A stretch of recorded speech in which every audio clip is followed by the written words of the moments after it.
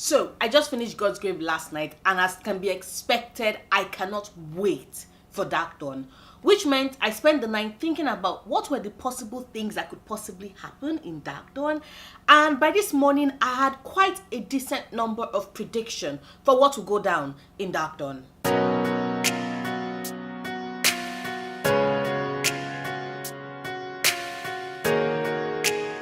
Hello everybody, Nora back again, and I'm here with my Darkdawn Predictions video. Now, I would like to emphasize at this point that this video is going to be spoiler heavy, like really spoiler heavy, because I'm trying to predict what will happen with Darkdawn, which means that I assume you've read Nevernight and God's Grave. So if you have not read Nevernight or God's Grave, please come back to this video after you have. If it is that you've not even started the series, trust me, don't say that, oh yeah, sure, I will listen to the spoilers and then go back and read the book. This series is a series you do not want to be spoiled for, because there are so many twists and turns that elevate the story, and going in blind without knowledge of any spoilers is the best way to enjoy the series. So once again, I beg and I plead, if you've not read Nevernight or God's Grave, then please walk away, come back after you've read the books. So are we good? Okay, welcome to the spoiler zone and my top 10 predictions for Darkdawn. Prediction number 1, and this is a big one. I believe that every Darkins passenger, both Mia and Cassius's, and even Furian, every single Darkin passenger is a piece of Nia and R's son. You know, the one in the myth that they said Nia secretly had without as knowledge, and then R like battled the sun and we never knew what happened with the son. Yes, that is the son. I believe that when they say this is where he fell into God's grave and then split himself into multiple parts and became passengers, because it only makes sense that the son of the sun and the moon is shadows, like light and dark shadows. But also, it also makes sense that that is why R really hates Mia. Not just because she's chosen by Nia, but also because she carries within her a piece of that sun that he really hates. You know, think Greek mythology, Uranus and Kronos and Zeus. Like, just think about it. That level of hatred, that need to kill, that is what happens. That is exactly it. Mia's passengers and every other Darkins passengers are pieces of the son of Nia and R. My second prediction is this. Mia is going to meet other Darkins as well in Darkdawn, and just like what happened with Furion, she's going to have to kill them in order to also collect their passengers. What does this mean though for Jonen? Figure that out, because ultimately all the pieces of Nia and our son want to converge into one in order to birth, you know, the return of said son. So one Darkin has to be the master of them all, which means that one Darkin has to kill all the other Darkins in order to get the passengers, which leads me to Jonah's chances don't look good in this book. They don't. They really don't.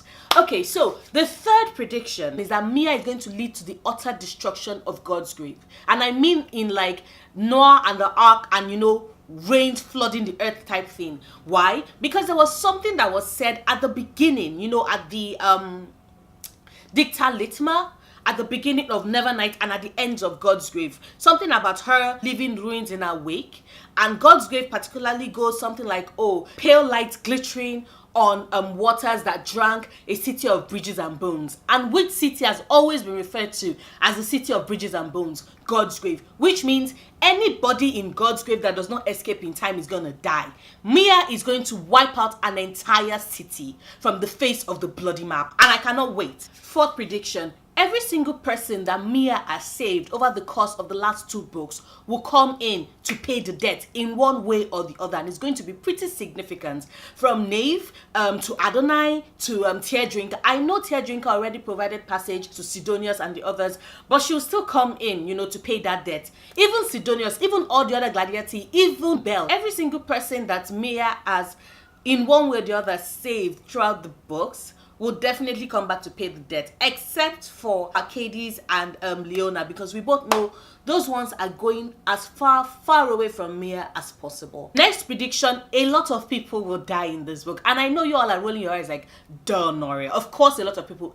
It's a book about a girl trying to get vengeance, you know, who has so far trained to be both an assassin and a gladiator. Of course people are going to die, but get this, I think a lot of people are going to die, and I think now Jay would really start killing the people that matter to us, and top on that list has to be Mercurio. Why? Because one is like the only father figure that Mia has left, and two, Mia always gets stronger with each loss and pain she feels, and three, right now, considering the fact that, you know, things with her father and the discovery about her mother and what she finds out that Skeva is her biological father, you know, things are a bit shaky for her. So for her to have her gaze straight up on that path of vengeance, for her to follow through, she has to lose someone big, someone major at the hands of the Red Ministry and Skeva. And that person is probably going to be Mercurio, although I would point out that if he dies, it's probably going to be an accident, because no sane person who has Mia on their tail will let go of that card. You know, the card that Mercurio holds, the fact that when you hold his lives in your hands, you can get her to behave.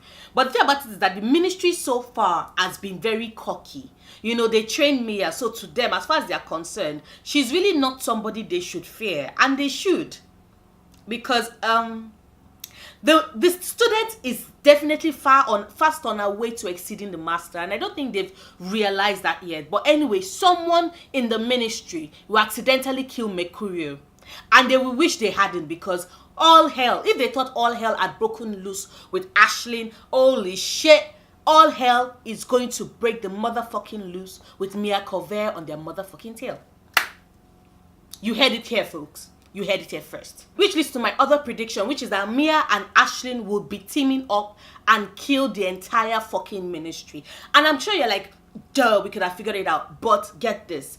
Mia is particularly going to take great pleasure. In fact, you know, the whole thing of they will probably split who will kill who, but Mia is definitely going to be killing Solace, and that fight is going to be bloody, and Mia would almost practically be dead, but she's going to kill Solace, because Solace is still a cocky motherfucker who still sees her as that little girl whose arm he cut off. He's not going to see her as the winner of the Venetos. No, he's not going to see her as a gladiator. No, he's going to see her as a former student, and that will be his downfall, because that girl is going to kill him, and it's going to be delicious, and she's going to kill him with a sword. She might or might not use shadows, but she totally and definitely will kill him, you know, in a blade fight. And I cannot wait to read that part, because we all want Solace to die. I wanted it to die since the first book, son of a bitch. But yes, Solace, she's going to kill Solace. She's probably going to kill, you know, Drusilla as well, because like all the ministry in direct cahoots with, you know, Skeva, but the two of them are the leaders of the ministry, which means that they are the ones that the money was paid to, you know, after Lord Cassius. They are the ones that definitely would have been involved in that plot, collecting money, discussing with Skeva, whatever. They are the ones that signed that contract. She's going to kill the two of them. If she does not get to kill every other member of the ministry, those two are definitely going to die by her hand. Prediction number 7. Furian's passenger is going to be the snake we saw on the cover of Darkdawn. Now, if it is that you did not notice that that cover has quite a number of passengers hidden in it, you should go back and check out all the other animals you can spot in it. But I am certain that the snake, that viper, has to be Furian's passenger. Now, the only prayer is that said passenger is not as stubborn and bullheaded and thick-headed and dumb and infuriating as Furian was, especially because we know that each of these passengers take on qualities/traits of their host. It is a symbiotic relationship after all. They feed off of each other. Now, why is it that I believe that Furian's passenger is going to be a viper and a snake? One, because that is technically what Furian is. If you remember, both Mr. Kindly and Eclipse, right, took on the forms of animals that matter to each of their individual hosts. Mr. Kindly because of, you know, Captain Puddles, who was Mia's cat that was killed. And then Eclipse because of the wolves that Cassius was familiar with. The wolves that he and his family hunted and raised for years. So that was the reason why. Now, the reason why that stupid ass shit Furian's own passenger did not have any physical shape or form was because, you know, Furian was not invested in that. And I do believe that when it decides to take on a shape, it's not going to be a shape from Furian's past life, because, well, Furian is dead, he can't take that, but it's going to take on a shape that is close as possible to Furian's personality. And sure, you might be like, but Furian was not a snake. But Furian in the past was a snake. He was a slaver. He was piece of shit garbage. On the sands, he's quite vicious and quite strong, but he's also stupid enough to keep lying to himself. you know, that he's better than he is. Because you cannot, like Mia told him, you cannot get redemption for yourself for killing people, by killing other people, and say that, oh, it's justified because you're on the sands. No, you're still a killer. So technically he's still vicious. He's still sneaky. Technically, he's still as vicious as the viper that his passenger is totally going to be. My number 8 prediction about Darkdawn is that Mia and Skaver would meet. And the later that Skaver would try to sweet talk / manipulate Mia with talks of being her father and all that bullshit. And Mia will be like, fuck this shit. I've only known 2 fathers in my life. The first is Darius Corver. The second is Mercurio. You are nothing but a sperm donor at best and carrion fodder at worst. And she'll follow this up by slitting his throat from ear to ear, and then she will bleed him out like a pig, and then she will use his blood to transport herself to the ministry, courtesy of Adonai, where she, Ashlyn, and Trick will proceed to murder every single ministry member. Yes, that is exactly how it will play out in my head. Speaking of Ashlyn and Trick, both of them are going to battle it out for, you know, for Mia's art, because let's be real, they are both in love with her. The thing though is that Ashlyn is most likely going to win, because Mia has told us that what she feels for Ashlyn is love, or as close to love as you can get. For Trick, she has stated multiple times that she felt intense like, that she almost loved him, that she almost cried for him. If Ashlyn dies today, Mia is going to weep. When Trick died, Mia did not really weep. Does this give you an hint into the fact that I'm team Ashlyn? Yes, she's a bitch, I hate her, but Mia loves that girl, and that girl would kill for her and die for her. Technically, Trick would also kill for her and die for her, but I don't know why I just feel that Ashlyn would win, you know. And speaking of Trick is most likely possessed by the spirit of Naya. Like, Naya resurrected him back from the dead, because that membranous skin and all that hair looking like tentacles, that is all possession. That's like possession 101. He's been possessed. She willfully brought him back to life in order to help set Mia on the course to resurrect her son, so she can at least have one of her offsprings on her side. So she gets the son and I can keep the girls, and there you go, family complete. Now, speaking of our trio of lovers of Ashlyn, Trick, and Mia, we all know that Jay is most likely going to kill them all. Like, this book, they're not going to survive. They are definitely not going to survive, because Jay wants our tears as payment. He wants to ride the river Acheron with Charon, ferrying him across on our pain. That is it. Like, that is how this book is going to end. Mia is going to die, Ashlyn is going to die, Trick is going to die, Mercurio is going to die, everybody is going to die except for the secondary characters, and we're all going to be gutted and devastated. And now I'm making myself fucking sad. This is sad. And finally, the last prediction. The Waterstones and UK edition of Nevernight are going to soon be selling for $1,000, because you know what? This series is a masterpiece. People are dicks. Bookworms like pretty books, and I am the dumbass idiot who did not pre-order the series in all the versions I could get, because I hadn't read it yet and I didn't know how much I'm going to love it. And now I love it, and I'm worried because I want all the damn pretty edition of these books. This book owns my soul, and I want to have as many gorgeous copies of it as I can possibly find. So yet, those are my predictions for Darkdawn. Let me know, do you agree with me?